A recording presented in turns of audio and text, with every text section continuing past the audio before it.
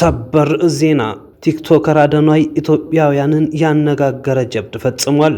የእስራኤል የደህንነት መዋቅር የኢራን ቁልፍ የደህንነት ካሜራዎችን ለዓመታት ሲቆጣጠር መቆየቱን ፋይናንሻል ታይምስ ዘግቧል። አንዲት ሴት ለባሏ ልደት ድንግል ሴት በስጦታ አበርክታ ሰርፕራይዝ ማድረጉ በማህበራዊ ሚዲያ ዓለም መነጋገሪያ ሆነዋል።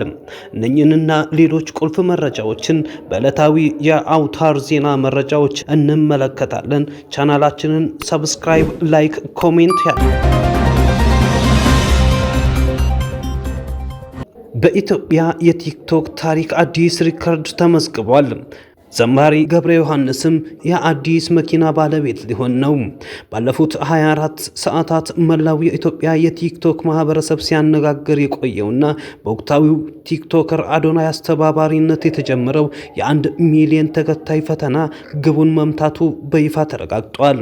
የስማይል ዴንታል ክሊኒክ የቲክቶክ ገጽ ተከታዮች ቁጥር 1 ሚሊዮን እንዲሞላ የተቀመጠው ግብ በተቀመጠለት የጊዜ ገደብ ውስጥ በስኬት ተጠናቋል። ይህንን ተከትሎ ክሊኒኩ ለታዋቂው መንፈሳዊ ዘማሪ ገብረ ዮሐንስ ቃል የገባውን አዲስ መኪና በቅርቡ እንደሚያስረክብ ታውቋል።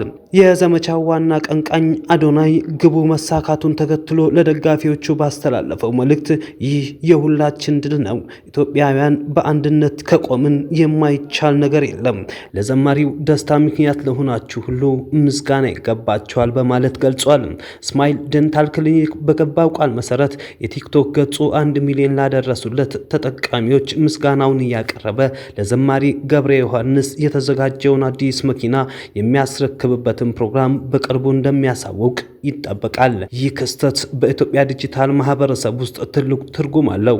ማህበራዊ ሚዲያ ለመዝናኛ ብቻ ሳይሆን ለበጎ አድራጎትና ለታላላቅ ስኬቶች እንዴት ማዋል እንደሚገባ በተግባር ያሳየ ትምህርት የሰጠ ክስተትም ሆኖ ተመዝግቧል።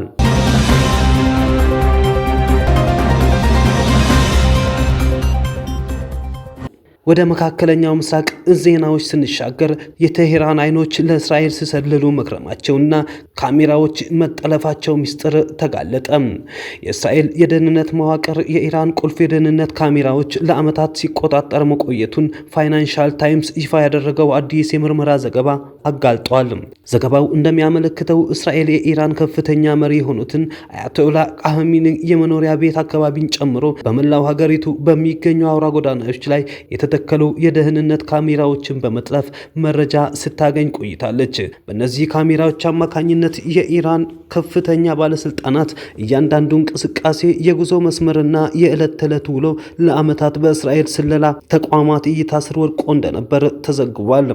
ይህ የቴክኖሎጂ የበላይነት እስራኤልና አሜሪካ በቅርቡ በወሰዱት እርምጃ 48 የሚሆኑ የኢራን ከፍተኛ አመራሮችና ወታደራዊ መኮንኖች በቀላሉ ተለይተው እንዲመቱ ትልቅ አጋዥ እንደነበርም ተጠቁሟል። ዘገባው የኢራን የሳይበር ደህንነት መዋቅር ምን ያህል ተጋላጭ እንደነበር እንዲሁም እስራኤል በኢራን እምብርት ውስጥ የፈለገችውን መረጃ ለማግኘት የነበራት አቅም አመላካሽ ነው ተብሏል።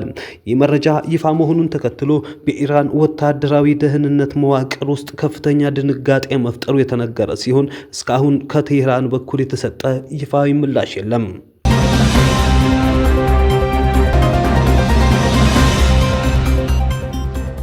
ውድ ተመልካቾቻችን አሁን ደግሞ አንድ አስገራሚ ዜና ወደ እናንተ እናቀርባለን። በትዳር ውስጥ እውነተኛ ታማኝነት ወይስ አስገራሚ ስጦታ? የልደት ቀን ሰርፕራይዝ መነጋገሪያ ሆኗል።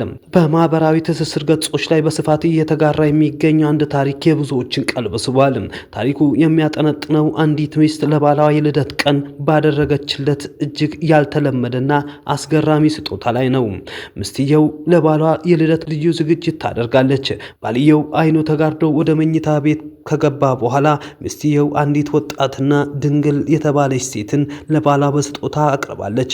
ባልየው አይኑን ሲገልጥ ባየው ነገር ቢገረምም በሚስቱ ጥልቅ ፍቅርና እምነት እጅግ መነካቱ ተገልጿል።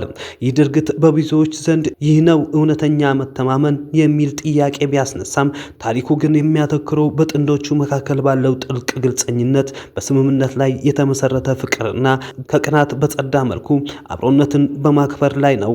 በዓለም ላይ ብዙ ግጭቶች ባሉበት በዚህ ወቅት ይህ ጥንድ ግን ጥልቅ የሆነ ትስስር፣ ግልጸኝነትና ታማኝነት የተለየ ነው ተብሎለታል። ውድ ተመልካቾቻችን ለዕለቱ ያዝናችሁ ድንቅ መረጃዎችን ይህ ነበሩ። በቀጣይ በሌሎች ሰበር ዜናዎችና አዳዲስ መረጃዎች እንገናኛለን። ቻናላችንን ላይክ፣ ሰብስክራይብ በማድረግ ለሌሎችም ተደራሽ እንደሆነ ያድርጉ።